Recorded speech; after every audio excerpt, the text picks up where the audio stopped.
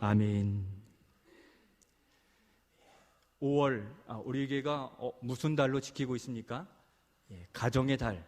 그래서 어떻게 하자고 했습니까? 축복하자라고 말씀드렸죠.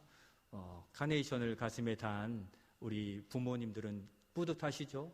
자녀들이 채워주고, 또 한편에서는 무게가 더 느껴지게 되고, 또 우리 자녀들은 부모님들이 예배하는 모습을 평생 지켜보았는데 그렇게 우리가 자랐으니 얼마나 은혜입니까? 그렇게 서로가 배우고 교훈이 되는 놀라운 우리 제일교회를 허락해 주신 하나님께 또 함께 예배드린 여러분들과 함께 축복하면 좋겠습니다. 주 안에서 축복합니다. 주 안에서 건강하십시오. 은혜의 시간 되십시오. 이렇게 교회 공동체를 보면 우리가 다 주 안에서 한 지체요 가족이 되는 줄로 믿습니다.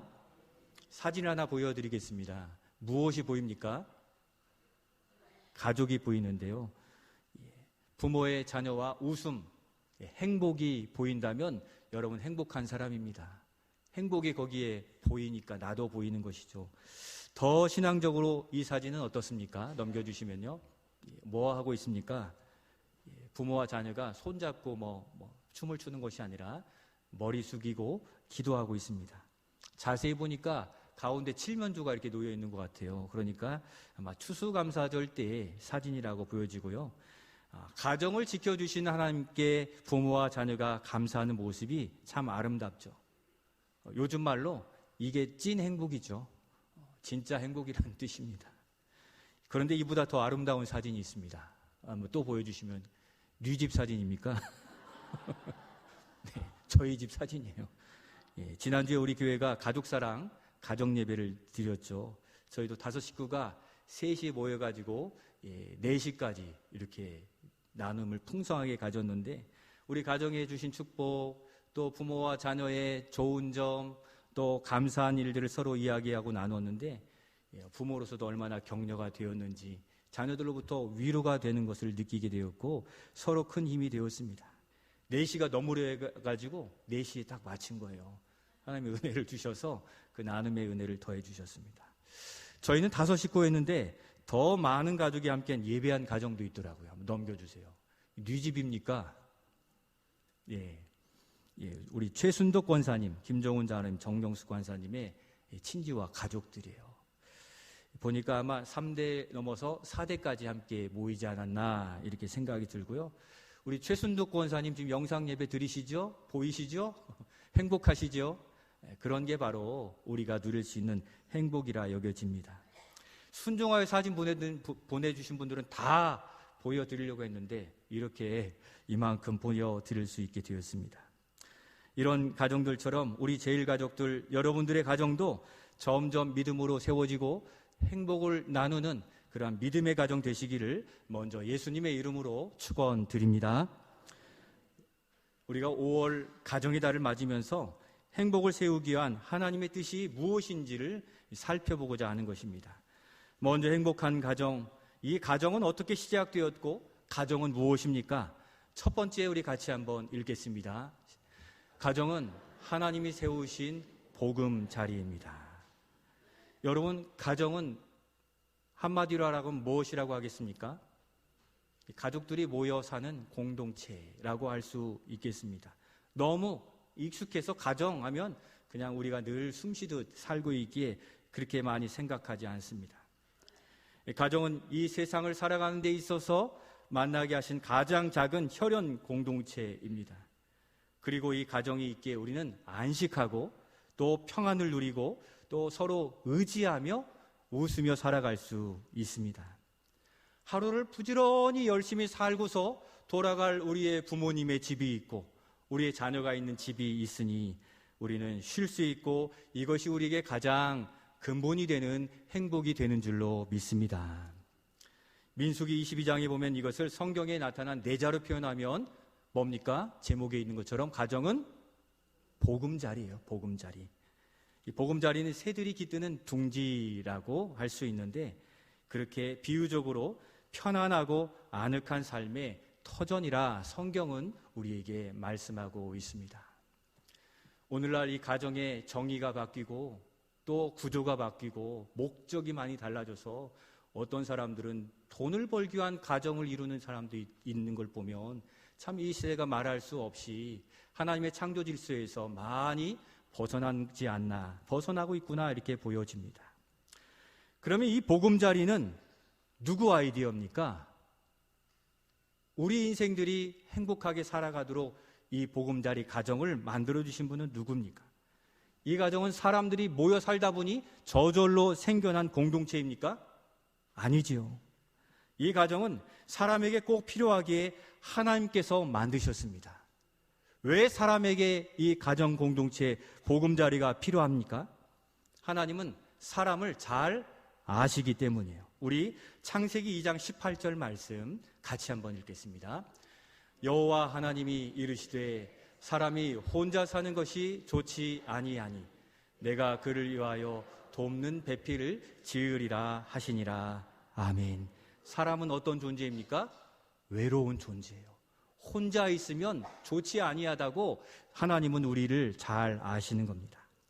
하나님은 사람을 창조하시고 혼자 사는 것이 좋지 않음을 아셨기에 남자와 여자를 창조하시고 그 두 사람을 부부가 되게 하시고 자녀를 낳아 행복한 보금자리 가정을 이루게 하신 것입니다. 조금 더 성경적으로 보면 행복한 부부가 되고 행복한 가정을 이루는데 매우 중요한 사실이 있습니다. 창세기 1장 27절, 28절 말씀 우리 같이 한번 읽겠습니다. 하나님이 자기 형상 곧 하나님의 형상대로 사람을 창조하시되 남자와 여자를 창조하시고 하나님이 그들에게 복을 주시며 하나님이 그들에게 이르시되 생육하고 번성하여 땅에 충만하라. 아멘. 사랑하여 결혼한 부부와 그 가정에게 가장 필요한 것이 28절에 나타나 있는데 바로 하나님이 그들에게 복을 주신다 하는 사실입니다. 한번 따라해 주시면 좋겠습니다. 하나님이 그들에게 복 주셨습니다. 그러니까 결혼한 가정, 결혼한 부부의 복의 근원은 누구로부터입니까? 예, 맞습니다. 우리 하나님으로부터 복이 임하여 지게 되는 것입니다. 우리가 행복을 추구하는데 하나님 안에서 결혼하고 가정을 이룰 때 복된 가정을 이루어 살게 된다는 것을 창조의 질서 안에서 미리 말씀해 주셨습니다. 우리 사회적으로 볼 때 우리가 결혼할 때 사람들이 서로 복을 기원해요. 그런데 복을 주는 권한이 우리에게 있습니까? 없잖아요. 누구에게 있다고 합니까? 오직 하나님께만 있는 것이죠. AI가 인터넷이 지식인이 아무리 검색해도 알 수 있지만 복이 임하는 것은 하나님으로부터 임해지게 되는 겁니다. 곧 하나님 앞에서 이룬 결혼, 하나님 앞에서 이룬 가정일 때 하나님의 복이 임하는 줄로 믿습니다. 결혼식이 중요한 이유도 여기에 있습니다. 오늘날 스몰 웨딩에서 친구들과 결혼식을 진행하고 따뜻하게 마무리하는 그러한 문화가 유행하고 있습니다. 사람들이 입으로 축복할 수 있지만 복이 임하는 것은 우리의 권한에 속해 있지 않기에 우리의 축복으로 그 축복이 임하느냐, 그렇지 않을 수 있다는 겁니다. 하나님이 인정해 주시는 결혼이야말로 행복이 보장된 결혼입니다. 그래서 결혼식은 예배입니다. 하나님이 부부가 됨을 인정해 주는 그러한 자리, 하나님 앞에서 예배함으로 그 복이 그들에게 임해진다고 말씀하시는 겁니다. 결혼식 그저 사람들이 서로 사랑해서 부부가 되어 통과하는 그런 예식 정도가 아니에요.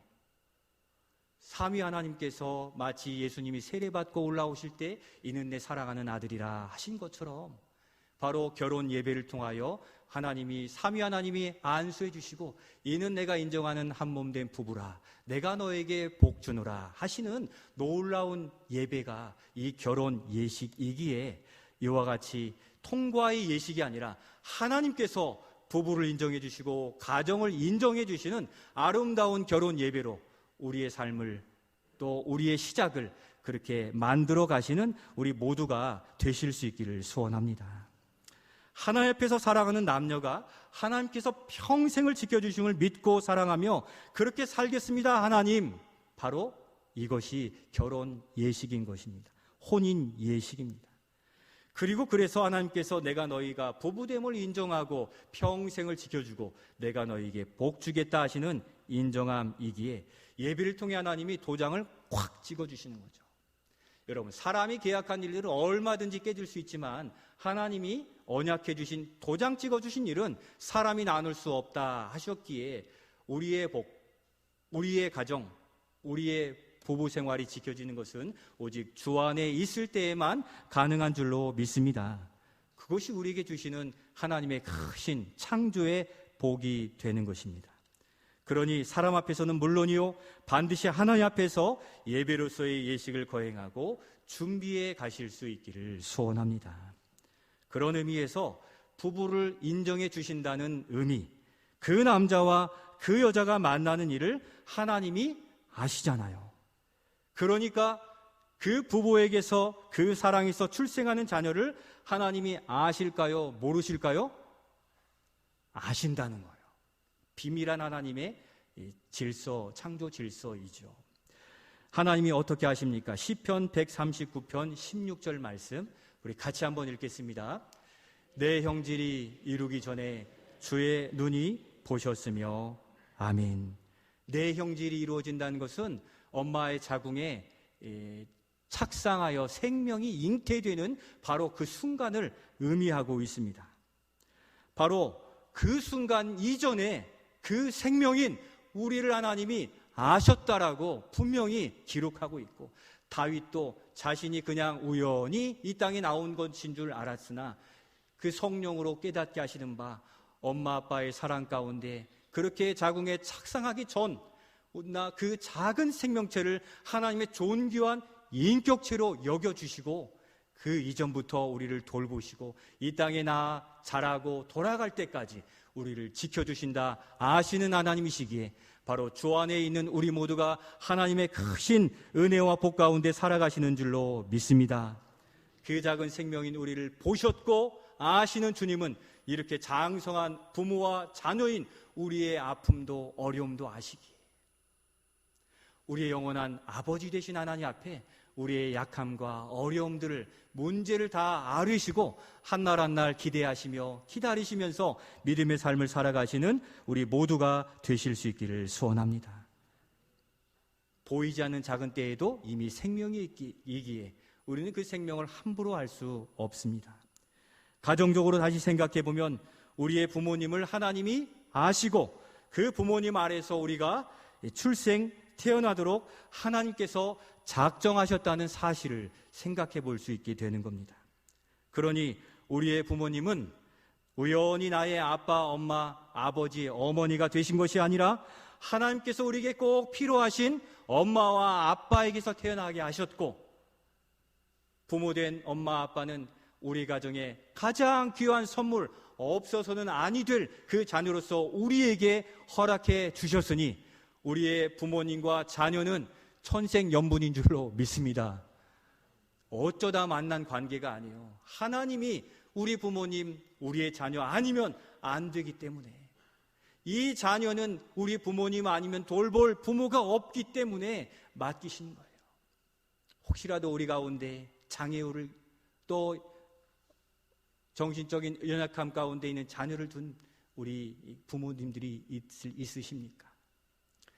이 자녀를 맡을 믿음이 있고 자격이 있는 그 사람은 바로 여러분밖에 없기 때문에 다른 가정에 맡기지 않으시고 하나님이 우리를 맡기시고 평생 함께 하시면서 돌볼 부모로서 우리를 택해 주셨기에 낙심할 것이 아니라 하나님이 우리를 사랑하시고 더욱 믿으신다는, 우리를 신뢰한다는 믿음 가운데 하나님을 의지하여 힘들고 어렵지만 주님을 의지하여 우리의 자녀를 깊이 사랑하시고 또 이끌어 가시고 양육해 가시는 우리 부모들이 되실 수 있기를 소원합니다.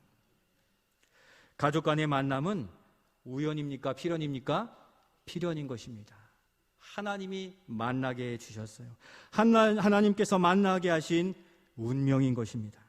그러니까 가장 아름다운 만남, 가장 사랑스러운 만남이 우리 부모님과 우리 자녀 만남입니다. 그래서 우리의 부모님을 보면 어떻습니까? 이 세상에서 가장 멋지고 아름다운 분이세요.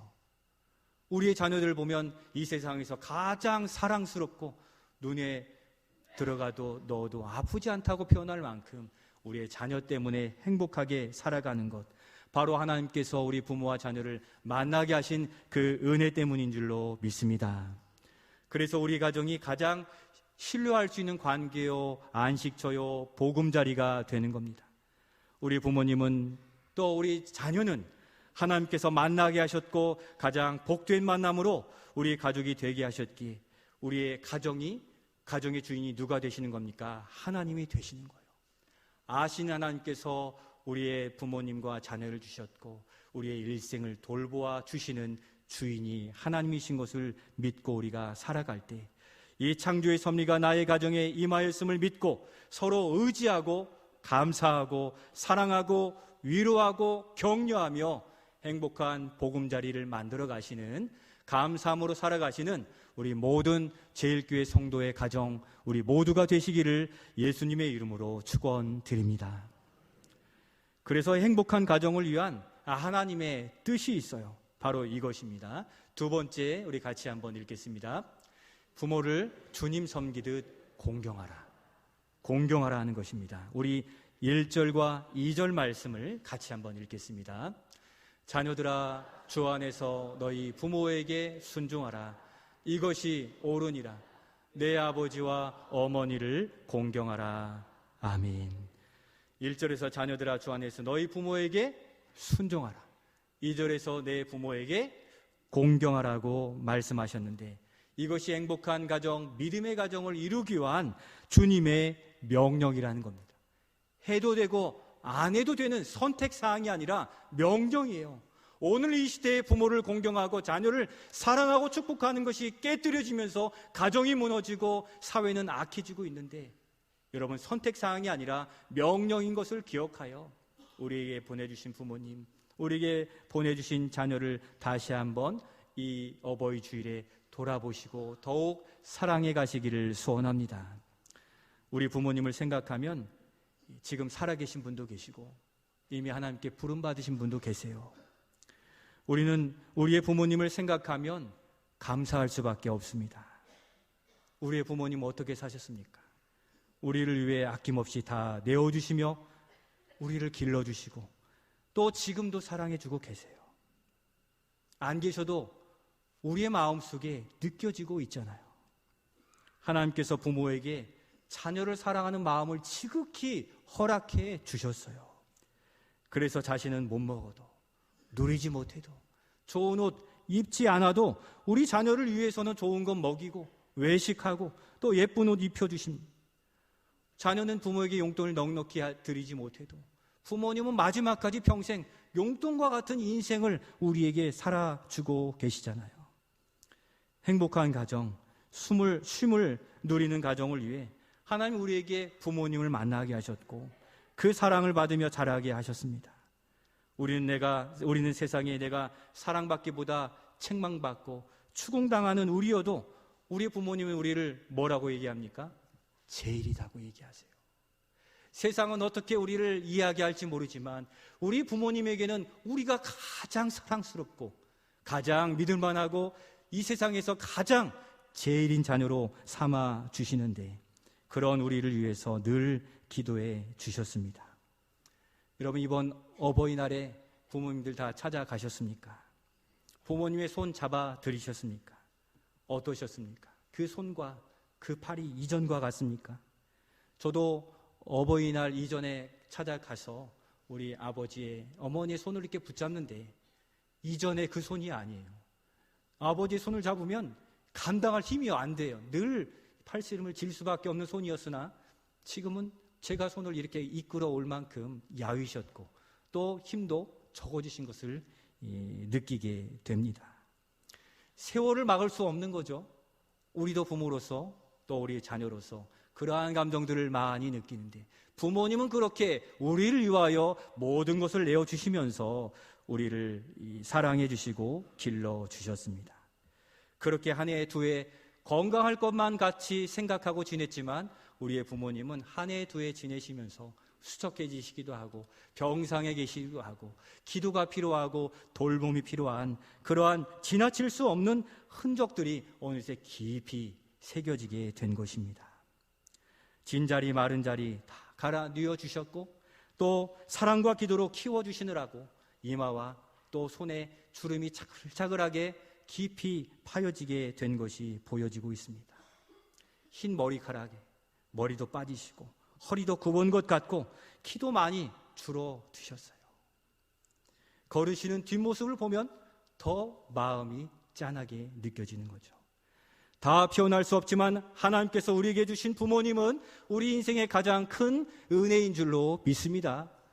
세상에 무엇을 많이 소유한 것보다 우리 부모님이 평생 우리와 함께 하시는 그 모든 시간을 돌아보면 행복이고 감사하고 추억이 된 것입니다. 더 섬겨드려야 되는데 자녀된 우리는 더 사랑을 많이 받고 섬김을 받고 살아오는 것 같습니다. 하나님께서는 우리에게 그런 부모님을 보내주셨는데 그 사랑을 기억하면서 우리 감사한 마음으로 어버이 은혜, 낳으실 때 괴로움이라는 노래 있죠. 하나님께서 보내주신 우리 부모님의 그 사랑을 기억하면서 한번 불러봅시다. 낳으실 때 괴로움. 낳으실 때 괴로 다 잊으시고 기를 때 밤낮으로 애쓰는 마음 진 자리 마른 자리 갈아 뉘시며 손발이 다 닳도록 고생하시네. 하늘 아래 그 무엇이 넓다 하리요. 어머님의 희생은 가히 없어. 어려선 안고 어려선 안고 업고 얼러주시고 자라선 문 기대어 기다리는 맘 알 그릇 될 자식 생각에 고우시던 이마 위에 주름이 가득 땅 위에 그 무엇이 높다 하리요. 어머님의 정성은 지극 사람의 마음속엔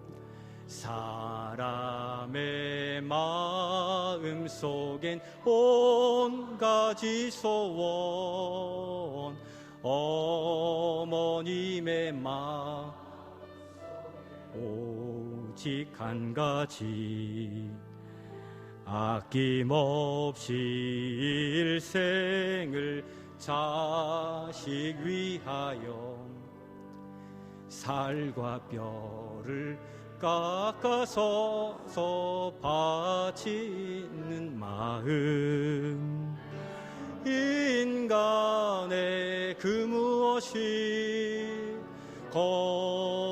거룩하리요. 어머니의 사랑은 그지 없어라. 이것이 우리 부모님의 사랑 아니겠습니까? 하나님께서 우리 부모님을 보내주셔서 그렇게 사랑받으며 평생을 살아가도록 우리에게 은혜를 베풀어 주셨다는 것입니다. 여러분들의 부모님의 사랑에 걸맞는 그 걸음과 믿음을 또 섬김을 나눔을 베풀어 가고 계십니까? 여러분 살아계실 때 더 잘 섬기십시오. 또 살아계시지 않으신다면 그 이름이 높여지도록 믿음의 삶을 살아가야 되는 것입니다. 우리에게는 하나님의 그 크신 사랑으로 이렇게 평생을 부모 안에 믿음 안에 살아갈 놀라운 은혜를 주셨다는 사실입니다.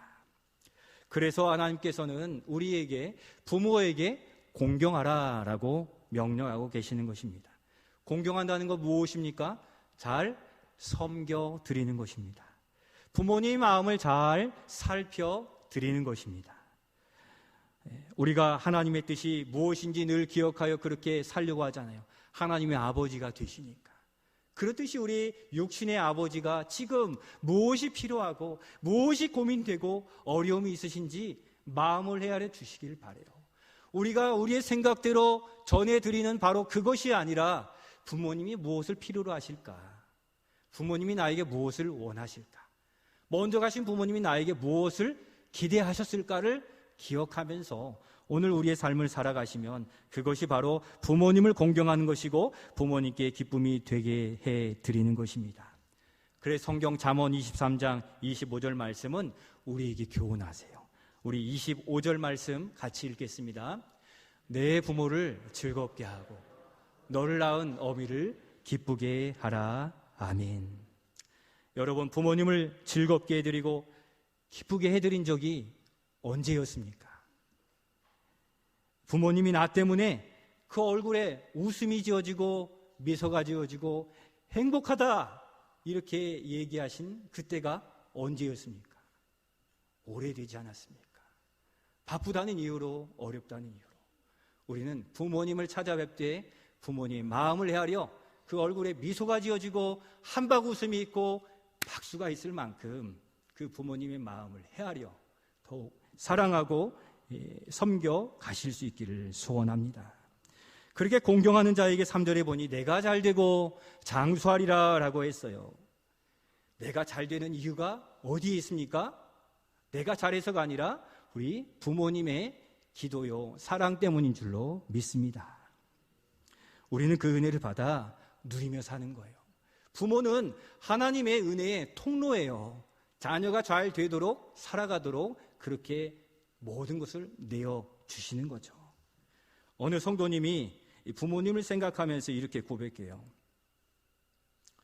목사님, 저는 지금까지 부모님의 기도로 살아왔다는 것을 많이 느껴요. 그 기도가 쌓여서 저에게 흘러 들어온 거지요. 이렇게 얘기하세요. 이제는 제가 기도하겠습니다. 기도에 바통을 이어서 내 가정 내가 잘 세우고 자녀를 위한 은혜의 통로가 이제 제가 되어야 되겠다. 이제 철이 드나 봅니다. 여기가 눈물의 포인트가 아니었는데 여기서 눈물이 나네요.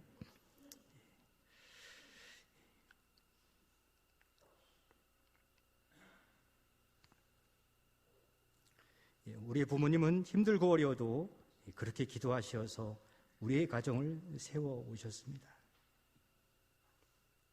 그렇게 우리가 같이 느끼게 되는 것입니다. 사랑하는 성도 여러분, 바로 그게 효도예요.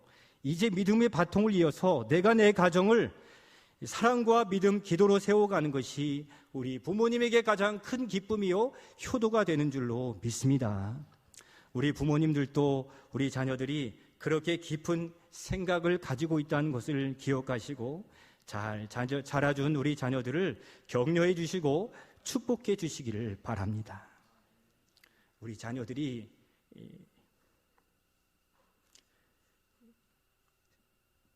세상살이 하느라 얼마나 힘들고 어려운지 모릅니다.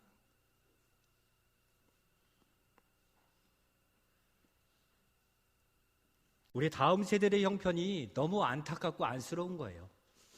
우리가 물려주어야 될 교회와 사회의 현실과 지금의 모습들이 부모로서는 잘 살았지만 다음 세대가 살아가야 될 그러한 토양들이 너무 척박하기 때문에 그래서 우리 자녀들을 격려해 주시고 또 응원해 주시고 기도해 주시라는 거죠. 조금 부족하고 미흡하고 실수가 있어도 교회 공동체에서 아량으로 베풀고 또 세워주고 우리 자녀들의 어깨를 토닥여 주세요. 우리보다 더 어려운 현실을 살아가고 있다는 것이죠. 그렇게 우리의 부모와 자녀 세대가 서로 격려하고 위로하고 또 공경하고 축복하면서 함께 세워져 간다면 이 어려운 시대에도 교회가 소망이 아니겠습니까? 우리의 가정이 소망이 될 줄로 믿습니다. 어디서 위로받고 힘을 얻을 수 있습니까? 믿음의 주님이 우리의 가정의 주인이 되시고 돌보실 주님이 계시기 때문에 우리는 자녀 세대를 걱정하지 않습니다. 눈에 보이는 것이 아파서 그렇지 주님은 살아계셔서 우리의 다음 세대 또 우리의 부모님들을 여전히 붙들어 주시고 또 천국 가는 인생으로 이 땅의 삶을 승리하는 인생으로 만들어 주실 줄로 믿습니다. 사랑하는 성도 여러분, 오늘 어버이 주일을 맞으면서 가슴에 우리 자녀들이 달아준 카네이션이 저 뒤로 갔네요. 카네이션을 생각하시면서 다음 세대를 어떻게 또 세워가고 안아주고 또 이렇게 교회를 세워주신 우리 부모님들을 어떻게 공경하고 섬기실지를 마음으로 함께 새기시면서 우리의 사랑하는 부모와 자녀로 만나게 하신 은혜, 가정, 우리를 사람 되게 믿는 자 되게 키워주신 부모님의 사랑을 다시 한번 기억하시면서 하나님께 감사하며 이제 우리가 부모님을 더욱 공경하고 섬기며 행복한 가정을 만들어 가실 수 있기를 소원합니다. 부모님들은 계속 자녀를 사랑해 주시고 기도의 후원자가 되어주시고 그런 건강하고 행복한 가정이 모인 우리 전주제일교회가 되시기를 예수님의 이름으로